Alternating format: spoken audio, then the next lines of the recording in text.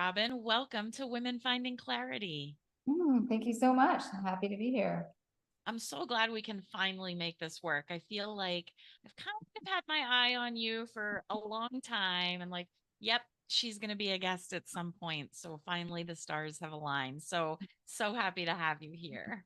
Thank you so much. Yeah, it's been fun being in different circles together. And yeah, it's nice to be able to sit down together and have a conversation. Yeah. I feel like the work that you do is so very important, working with women and couples to have healthy love, Mhm. healthy relationship, healthy communication. And I feel like that really kind of goes out and affects everything in the universe.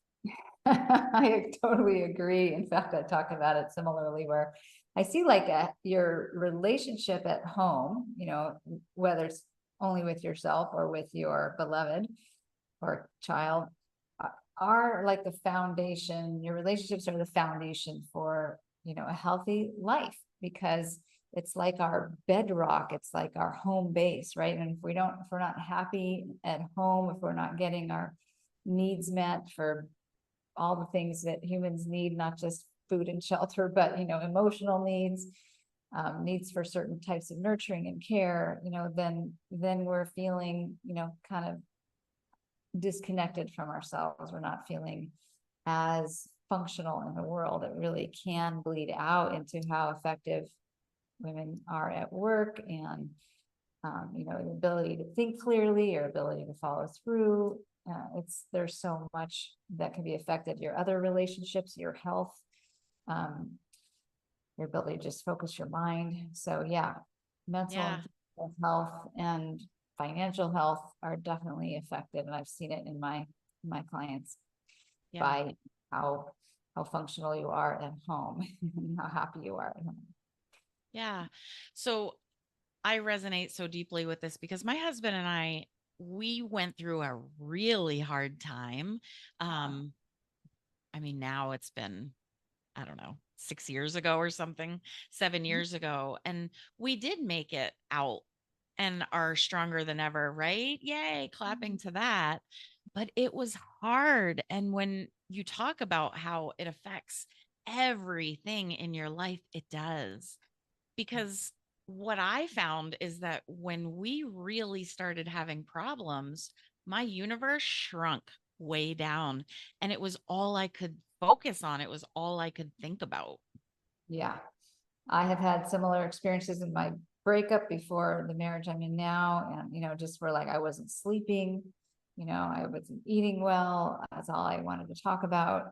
I lost friends over it because I was just always complaining or I shut down and pulled away from people. So yeah, I think all of that. Yeah. I'm sorry that happened for you. Yeah. And And yeah. same, like, I'm sorry that happened to you. And I like to ask podcast guests, what is your PhD in life that you can turn around and look and say, man, I went through that and it brought me here. And how Yeah. can I use all of those life lessons and experiences to move forward and to help other people? So, what does that look like for you? I love that question. And that is exactly what, why I'm here doing what I do now, because my breakup with my fiance was heart wrenching. It left me devastated and confused and alone. And I was like 30 years old, feeling like my life was over and I was never going to pull it together again. And little did I know, life goes on after a hard breakup.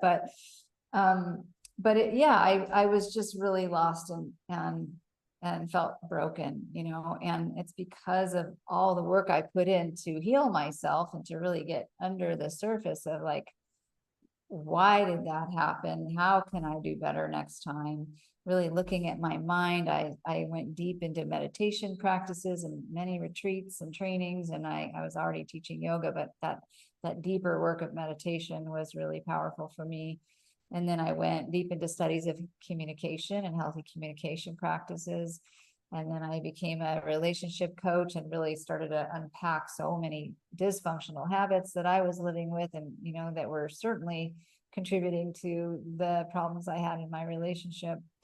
And then I became a trauma coach and really learned a lot about developmental and complex trauma and got certified as a master coach in that because it's more than communication. It's really, there's so many things going on that can drive how we're behaving and feeling and what we're believing in our relationships that are beyond what comes out of our mouths. So yeah, so so that was my journey to meet my husband and to still do work. It's not like we met and everything was hunky-dory, but we we were doing great and we had our issues. And then I started to do some of that deeper work and things just kept getting better to where we're 22 years into our relationship. We've moved to Costa Rica together, started a new life, which has been incredibly challenging building a home here.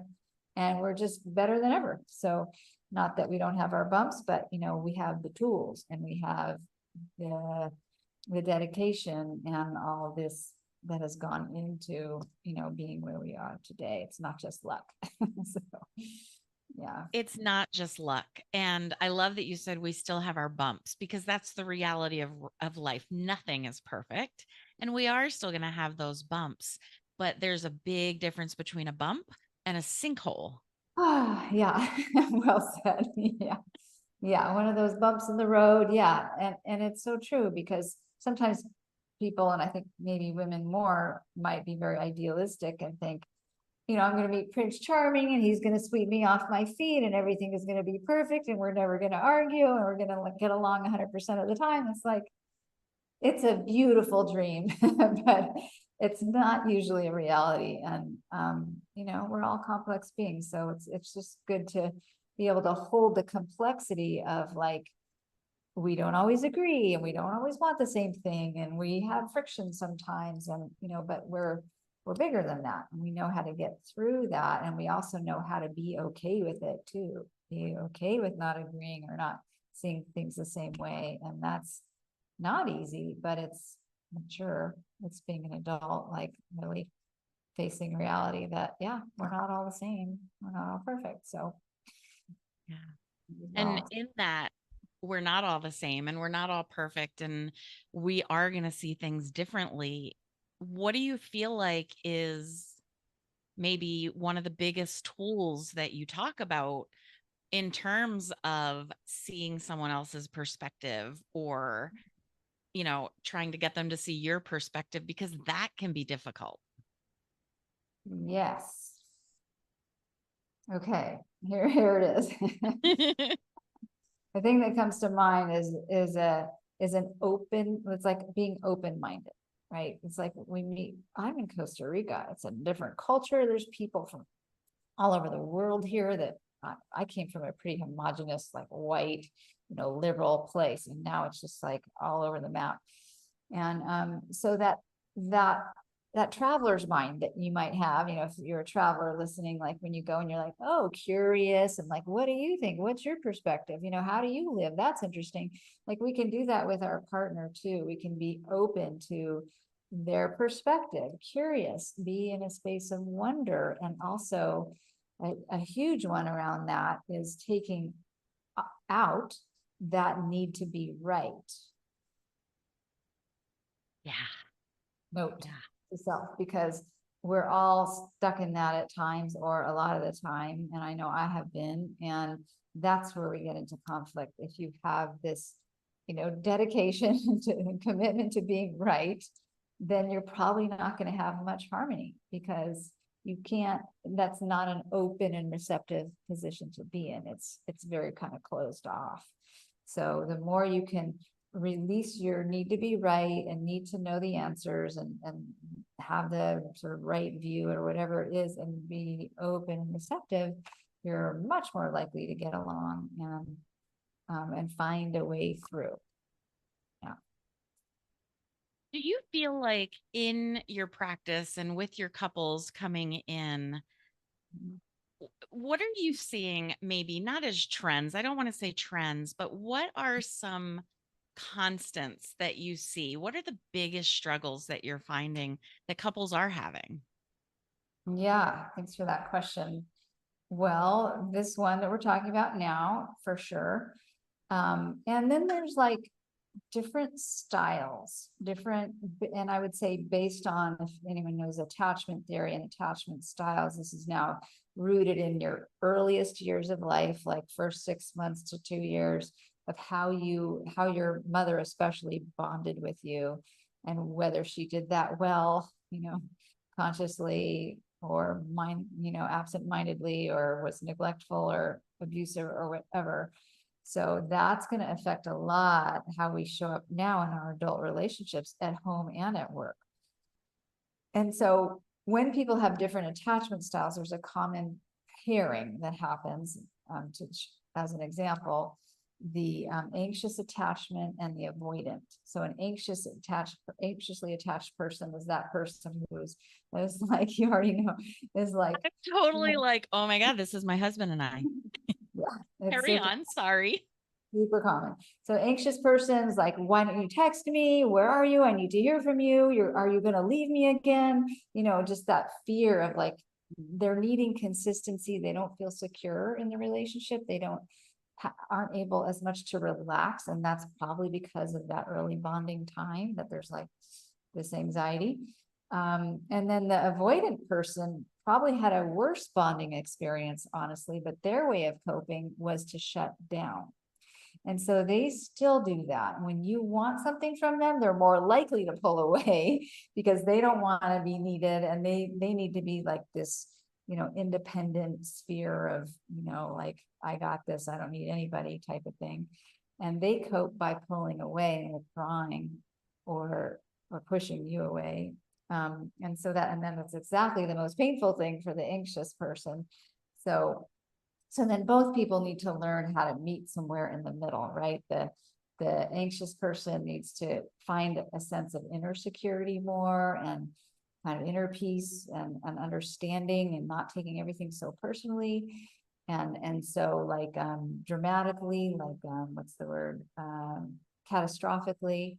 And then the avoidant person needs to learn to open up, and like, they may have such intense emotions or reactions that they can't even deal with. So the shutdown is the coping. But as they can grow their capacity to be with variety of emotions and without it being so overwhelming, then they can be more present in the relationship. Yeah.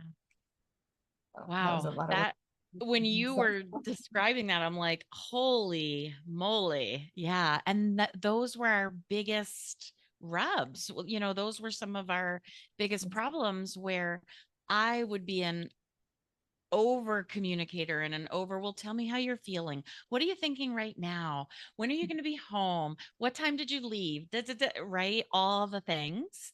And he used to call it the little box. No, I just shove things down in the little box and put the lid on it until the little box overflows. And now there's more communication. And so when we went through our stuff back, our big stuff, back in the day, that was a huge part of it, was learning how to communicate in a way that really supported the other person's needs. Yeah. Yes. Beautiful. Yeah. And that coming together to really get your differences and to start understanding, okay, you operate differently. Like you said, you have different needs. How can I understand that without getting offended by that or taking it also personally? Or yeah, that's just huge. And that communication piece of like, then how to address that. So it's like an inner process of, coming to terms internally, and finding your own wholeness without, you know being so affected by the other person's stuff over there. And Yeah. then also how to interact with it on a communication level. Yeah. Yeah, so important. And I think what you do again is so important for every couple, Mhm. because we don't know what we don't know. And sometimes you're too far down the path of this isn't working to feel like there's even any way back. And so maybe do you feel like it's important while things are great to come and work with someone like you? Or do your clients really like, uh-oh, we're really not working right now? And that's when you find that it's most important? Because just like bringing a baby home from the hospital, there's no manual. Nobody tells you how to be a successful couple. Yeah, there's more than there has been, but um I don't know if I've ever had a couple come in and say, we're doing great. Can you, we want to pay you to help us. So that doesn't usually happen. And I do think it could be useful. Like I think my husband and I could benefit too, because we do really well 90-95% of the time. And then those little kinks in the armor, so to speak, or no, not the right expression, but you know what I mean? Those issues that do resurface that we haven't gotten enough support with, that could still be useful to look at. Um, so that said, most people come to me when they're really struggling, and they're wondering if they can make it, usually, or they're wondering how to get through this hard time that they're in. Yeah. Sometimes they know it's a rough patch they're in, like, some kind of trauma happened or some kind of drama happened, and they're kind of overcoming that, or finding themselves distancing or arguing a lot or whatever the symptoms might be. So yeah, that's usually who comes. Yeah. Yeah. And that it totally makes sense. I feel like you almost could have a we're engaged, now what? kind of a kind of a thing.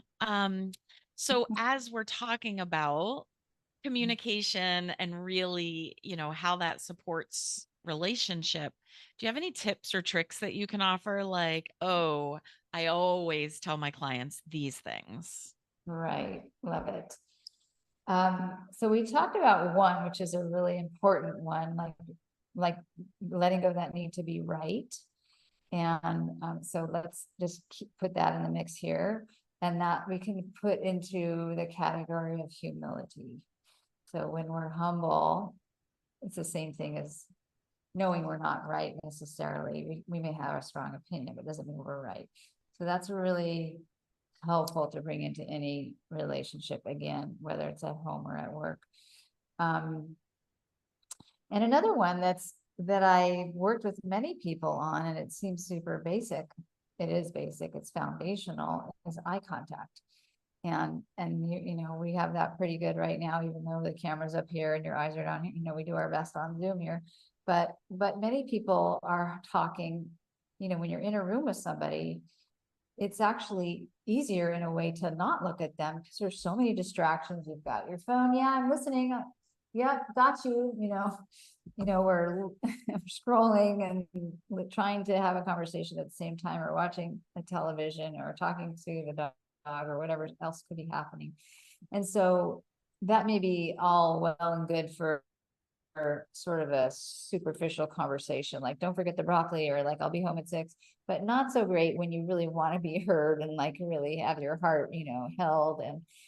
And so people, I think, forget about the value of that, especially in this fast paced, like short snippets of information culture, and the Instagram and Snapchat, whatever else is out there. Things are going by quickly, and our attention span is shorter.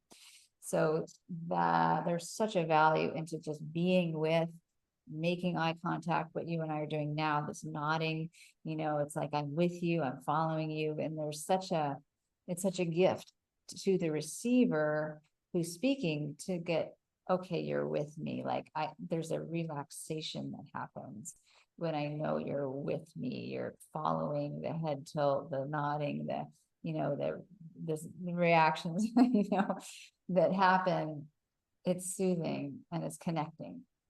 And we miss out on that with text and email and even phone, and then the things we do even in the same room. So just bringing the value of that back in, to really sit and be with somebody in an important conversation. Yeah. And how do you recommend, like, if you're a couple and you're not used to that, right? How do you recommend someone start down Mhm. that road of healthier, mindful time together? Yeah, I love your question. Well, one thing I do, because my husband and I both are great multitaskers. Anyone else a great multitasker? And really value getting a lot done, is I will just ask for him to come and be in the same room. Like sometimes he'll like be walking away, finishing a sentence type of thing, or he's asking a question. I'll say, I would like to talk to you, but I don't want to yell to you. So I will wait until we're in the same room and I have some eye contact. So I just sort of have a boundary about having a conversation in two different rooms, or while he's washing the dishes or whatever it might be. So there's that, just kind of insisting on or requesting, this eye contact and presence. Or it could also be if you're the one wanting to initiate the eye contact and presence, you can simply talk about it and like, hey, I just learned this thing and I just realized that I don't give that to you enough, and I'm going to make a point to like sit down with you and really help you see that I'm here and I want to hear what you have to say. So it could be that. So maybe you initiate really consciously, or somebody's starting to talk but they're walking away and you go, wait a minute, I want to hear what you're saying. But and you can ask them as the listener instead of the speaker to like, hey, come here and like look me in the eye. Let's talk about this. Yeah. So I that's love that you brought up this being the speaker and the listener, because I talk with my clients about the 7 chakras of feminine. And so the throat chakra, we always think, let yourself be heard, or, use your voice, all the things. But part of the throat chakra is also about being a listener. So it's important to maybe hear what's being said and also read between the lines and hear what's not being said. And I love that you brought up asking for what you need, not necessarily expecting that someone is a mind reader or just assuming they should know. yeah, very good. Yeah, great point. Absolutely. Yeah. I'm just reiterating your great point. Thank you. I like how you said it. Yeah. I have a year-long program for women called Rock Your Relationship. And in that, we spend a whole month on needs and how to express your needs and understand what your needs are. So it is really important. And especially a lot of women tend to like please and like put their needs last and put everyone else's first and that whole thing, which then leads to resentment and feeling forgotten. So this, yeah, being, for some women it's like courageous enough to ask for what you need, and there's some work to do to get to that place.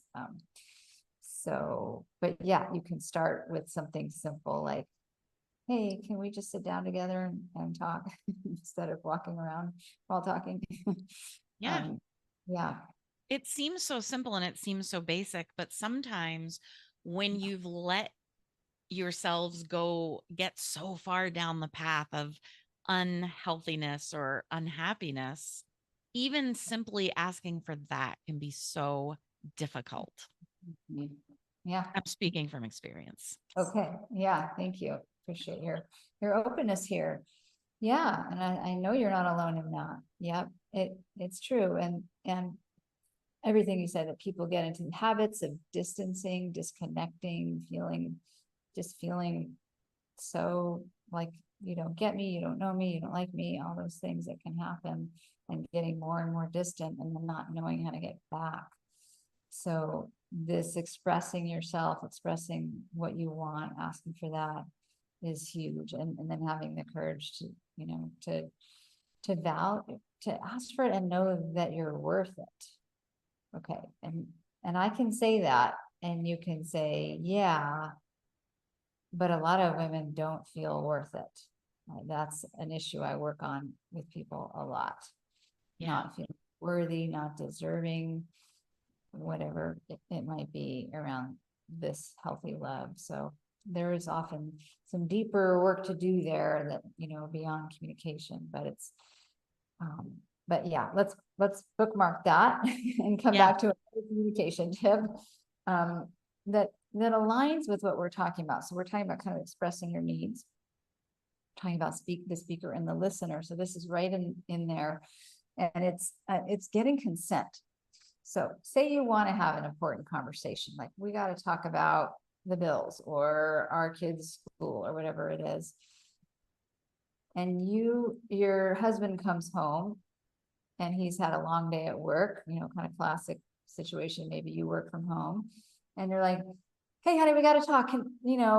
And you start asking, what do you want to do about this? How about that? And he's like, like, I need some space. And like, I can't talk, or he yells at you because like, you're like in his face. So this is a boundary issue where you're crossing his boundary because you haven't asked him, is this a good time to talk?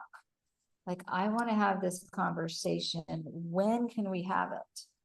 And when you get that, so that's a sign of respect that you're honoring. He has some needs, and one of them might be to choose when he has the conversation instead of being bombarded with it. And another, yeah, might be to have it in a time that he's actually available for it, physically, not exhausted, emotionally, not overwhelmed with something else that just happened. You don't know what he's walking in with, so when we ask for like, when's a good time, physically, emotionally, mentally, energetically, for us to have this conversation, then when we have it, if we can both agree, yeah, like I want to have it too, and maybe it should be a half hour and we can like chunk out that time and put it on our calendar or whatever, then you're more likely to come into it, ready, available emotionally and physically and mentally, and able to have it without whatever else might have just happened. So it can really support a healthy conversation beyond, all the other tools I could give you that we don't have time for today. But these things are the consent and the eye contact, and asking for what you want around that are like context creators, like setting the scene so that you can have, this type of listening and responsiveness that you want. I love that you title it consent, right? And that your description of it was beautiful, because immediately in my mind, through our whole conversation, I'm picturing my husband and I. And for us, I wouldn't have known it was called consent. I wouldn't have thought about it. But one of our big sticking points, and it seems so trivial now, but that's why you're the expert, is that at the end of the day, he's done. And like his mind just wants to shut down. Whereas me, I was a stay at home mom. That's when I could talk, because now the kids are in bed. So now I've got all this spaciousness and availability, and he's shut down and he's like, I can't do this right now. Like, Yeah. lots of sighs, lots of Mm. exasperation. And Yeah. it definitely, hurt feelings, and you don't Mm. even care. And why don't you want to talk about this? And Yeah. when really it was miscommunication. Timing. Timing. Yeah. Yeah. Amazing. Yeah. So you mentioned that you have a year-long program for women. And how else do you work with women, couples? What does that look like? Yeah. So the program is an online group for women who want to really look at these different dynamics that are getting in the way of them having healthy relationships, whether they're in one or in between. And we just go through all these categories of, communication, boundaries, needs, emotions, all this stuff that can get in the way. So that's that, and it's powerful and life changing. And then the other thing is the personal coaching that I do, the one-on-one or the me with a couple coaching that I do to really support that deeper dive. And the private coaching is part of the group as well as is group coaching. So that's all pretty inclusive. But for a couple, I don't have a group for couples. So that work is really, really powerful for people to have a witness, to have somebody who can hold both of you in an unbiased way. It's super rich and transformational. Yeah, so that's the private work that I do, and all my work's on Zoom right now. Amazing. Everything that you do, I just feel like it's so deep, it's so pure, it's so valuable. And I really think every couple needs to have, in some capacity, that unbiased third party who can hold a container and who can really witness both of you and teach you how to witness each other. Yeah, well said. Yeah, and for me, it's so much like getting under the surface, like we talked about with the attachment styles, and like learning about your emotions and what's really going on. So sometimes people are looking for tools, like here, do this, do that, and those are helpful. And I do teach those a lot in my group, and even my private clients get access to some tools. But what happens in the session is not like me teaching you. That would be a waste of our hour. It's really getting under the surface of like what's driving that response, that emotion. Where's that coming from? What are you believing when you're having those tears? Like your example of, we couldn't have these conversations because he was tapped out at the end of the day. And then your response, I know maybe what you said, which many people say, is you don't care, right? Right. And so that's a taking it personally when it wasn't personal, right? So we can start to get under that. I use this like peeling away the layers like you would on an onion, or the threads that you untangle carefully to unwind a big ball of thread, like, eek, okay, what's under that? Yeah. As we do that, we really start to understand ourselves, how we operate, what we need and want, what our pain is around, you know, our old patterns that are driving the dysfunctional dynamics we're having with somebody. As we heal that, it gets better. We change. So the behavior changes from the inside out instead of, or in addition to, from the outside in. If that makes sense. It absolutely makes sense because that's what I talk to my clients about, building Mm. your business from the inside out. Because if it isn't a reflection of who you are and your values and all of that, then it really is just Mm. a house on sand, right? I love that. Yeah, Yeah. Same for your relationship. absolutely. Yeah, Yeah. So I know that you have something that you want to offer listeners. I do. I do. There's a couple things coming up. And one thing is ongoing, and I encourage folks to get it. It's my ultimate communication checklist. And so this is cool because it's not necessarily communication tools like here's a tool, but it's a checklist of situations and behaviors. And if this happens, and if that happens, and you can check off, there's only 10, it takes about 2 minutes to go through it. You can check off like that's happening, that's happening, that happening. And then within that, you will see like what the tool is, or and there's a kind of a tip underneath, and this is what you should do. So you can start to see like where you might need to be focusing your attention, where you need support, and what's working, what's not, type of thing. So I highly recommend the checklist, the communication checklist. And then I also have, for those of you listening to this shortly after it drops, we have the Rock Your Relationship Communication Training. And everything I do, whether I'm teaching communication skills or some other skill, it's going to be infused with my understanding of developmental and complex trauma.